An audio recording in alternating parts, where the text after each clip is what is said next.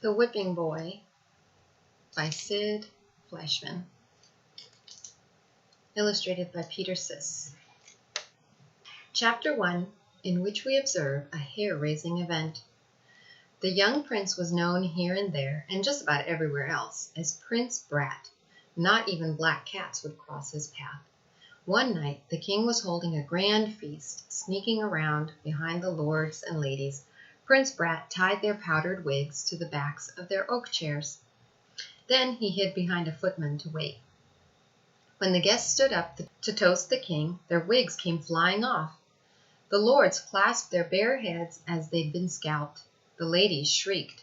Prince Brat, he was never called that to his face, of course, tried to keep from laughing. He clapped both hands over his mouth, but out it ripped, a cackle of ha-has and haw-haws and he-he-he's. The king spied him, and he looked mad enough to spit ink. He gave a furious shout. "Fetch the whipping boy!" Prince Brat knew that he had nothing to fear. He had never been spanked in his life. He was a prince, and it was forbidden to spank, thrash, cuff, smack, or whip a prince. A common boy was kept in the castle to be punished in his place. "Fetch the whipping boy!" The king's command traveled like an echo from guard to guard up the stone stairway to a small chamber in the drafty north tower. An orphan boy named Jemmy, the son of a rat catcher, roused from his sleep. He'd been dreaming happily of his ragged but carefree life before he'd been plucked from the streets and sewers of the city to serve as royal whipping boy. A guard shook him fully awake. "On your feet, me boy." Jemmy's eyes blazed up. "Ain't I already been whipped twice today? Gaw, what's the prince done now?" "Let's not keep the great folks waitin', lad." In the main hall the king said, "20 whacks." Defiantly biting back every yelp and cry, the whipping boy received the 20 whacks. Then the king turned to the prince. "And let that be a lesson to you." "Yes, Papa," the prince lowered his head so as to appear humbled and contrite. But all the while he was feeling a growing exasperation with his whipping boy. In the tower chamber the prince fixed him with a scowl. "You're the worst whipping boy I ever had. How come you never bawl?" "Dunno," said Jimmy with a shrug. "A whipping boy is supposed to yowl like a stuck pig. We dress you up fancy and feed you royal, don't we? It's no fun if you don't bawl." Jemmy shrugged again. He was determined never to spring a tear for the prince to gloat over. "Yelp and bellow next time, hear? Or I'll tell Papa to give you back your rags and kick you back into the streets." Jemmy's spirits soared. "Much obliged, your royal awfulness," he thought. "I'll take me rags, and I'll be gone in the half blink of an eye." Chapter 2, wherein the prince cannot write his name. Jemmy could count on a thrashing first thing in the morning. Sure and certain, he thought, as he pulled on his fine velvet breeches and silk stockings. The prince wouldn't know his lessons. The royal tutor was quick as a fly swatter with his willow switch, and Jemmy would be back in rags. "Take a last look at me, Pa. Rest your bones," he muttered to himself. "Did you ever think I'd be holed up in the king's own castle and all rigged up in duds would shame a peacock? Reckon I'll fetch a pair of sharp-toothed ferrets and go to rat-catchin', same as you. Same as you, Pa." The tutor, Master Peckwit, was a round-faced man with fat cheeks. He pointed his switch at the prince. "You fiddle-faddled scholar," he bellowed. "One day you'll be king, and still don't know the alphabet from pig tracks." The prince snapped his fingers. "I can always get someone to read for me." "You can't so much as write your name." "Pish-posh, I can always get someone to write my name for me." The tutor's cheeks, swelling with anger, almost unhorsed, with small spectacles saddling his nose. "It would be easier to educate a boiled cabbage. Prepare to be punished, your lordship." 10 whacks at least," said the prince, "and good and hard, if you please." Jemmy, who was obliged to be close at hand for the daily lessons, reckoned that freedom was now close at hand. The prince threw him a smirking glance as Master Peckwit raised the switch and beat the whipping boy like a carpet. Jemmy didn't bawl, he didn't yelp or bellow. 10 whacks, and not a sound escaped his lips. "You contrary rascal," the prince exploded. "I'm on to you, Jemmy from the streets. It's pure spite that you won't howl. Think you can cross me and get away with it? Ha! Never and nohow." "Gah!" thought Jemmy. "He's going back on his word." And don't try to run away. I'll have you tracked down till your tongue hangs out like a red flag." And so it went for more than a year. The prince learned nothing. The whipping boy learned to read, write, and do sums. Chapter 3. On a night when the moon glazed down like an evil eye, the young prince appeared in Jemmy's chamber. "Boy, tumble out of bed. I need a manservant." Jemmy saw that the prince was wearing a black cloak and carrying a wicker basket the size of a sea chest. "What you up to now? Walking in your royal sleep, are you?" "I'm running away." The whipping boy sat bolt upright. Hardly a day passed that he didn't make one plan or another to run off. But a prince? What horrible new mischief was this? "You can't hop off like you was common folks. What's biting you?" Said the prince. "I'm bored." "With dumping bullfrogs in the moat so no one got a wink of sleep? Boring." "And didn't you laugh fit to kill when the knights slipped off their horses and clattered to the ground? You'd hog-grease the saddles." The prince folded his arms. "Boring." "And don't you get me thrashed so that this hide of mine feels like the devil run me over with spikes in his shoes." "Let's be off." Why me, Jemmy thought. Can't you find a friend to run off with?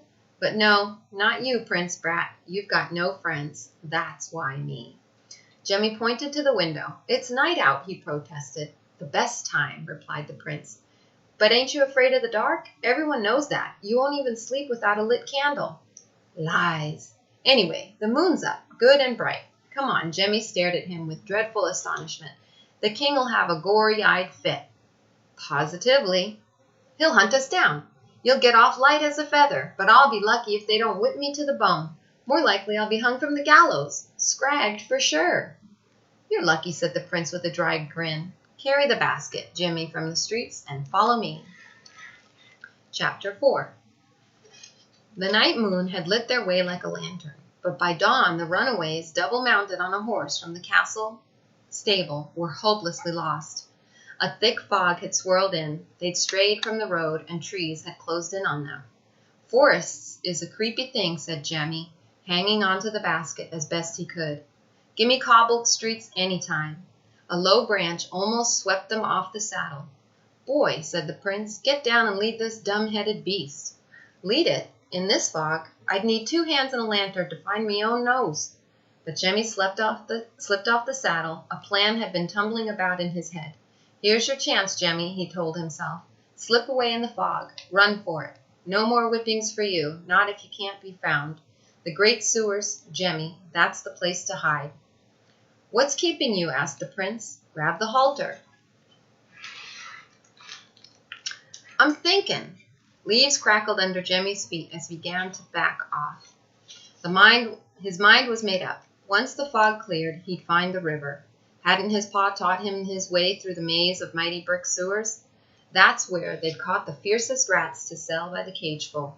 The dog and rat pits paid fancy prices for the best fighters, and that meant sewer rats. Who'd think to look for Jemmy under the city? Jemmy took another crackling step backward and froze.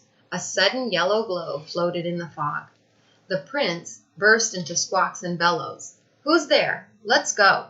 "Take your hands off me, you insolent rascal." There came a rough, booming reply. "Well, what we got here?" The glowing lantern swayed, a noisy brat on a fine beast of a horse. Jemmy edged closer. A cutthroat, he thought. Like a snake striking, a ghostly hand darted through the fog and clutched his arm.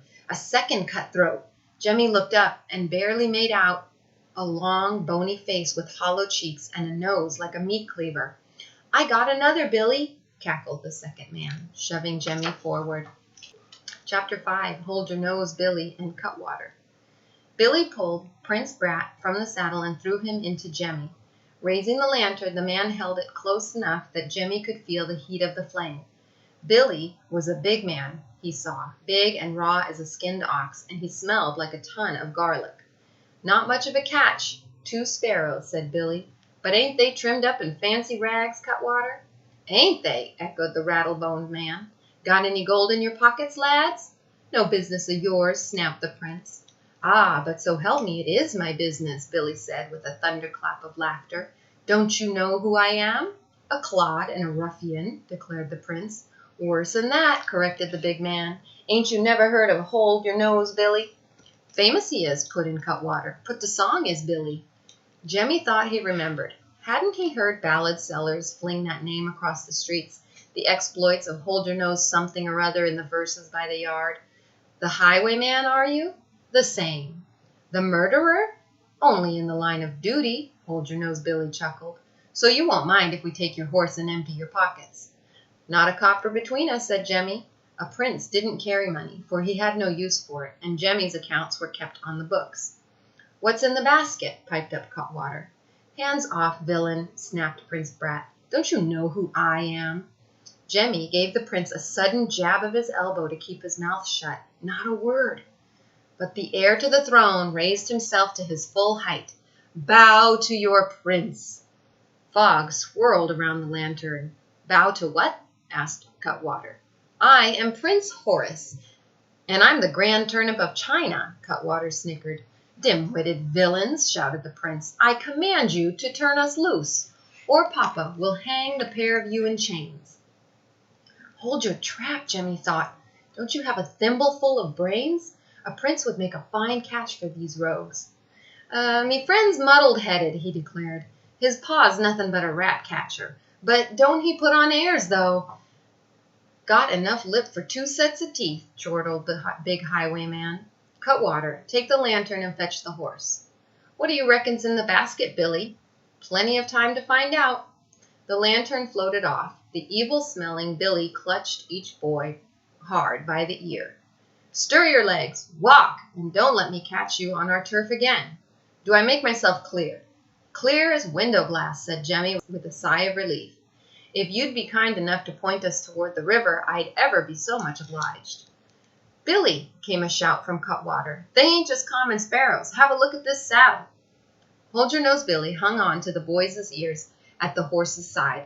Cutwater was holding the lantern close to the saddle. Skin me alive, declared the big man in awe. That's the king's own crest. We stole it, horse and saddle, Jemmy put in desperately. Bosh, retorted Prince Brat scornfully. Didn't I tell you who I was? Bow low, you fools, and be off. But the 2 men neither bowed nor fled. Hold-Your-Nose Billy threw a bushy-eyed glance at his fellow outlaw. Cutwater, what do you reckon a genuine prince on the hoof is worth? His weight in gold, at least, Billy.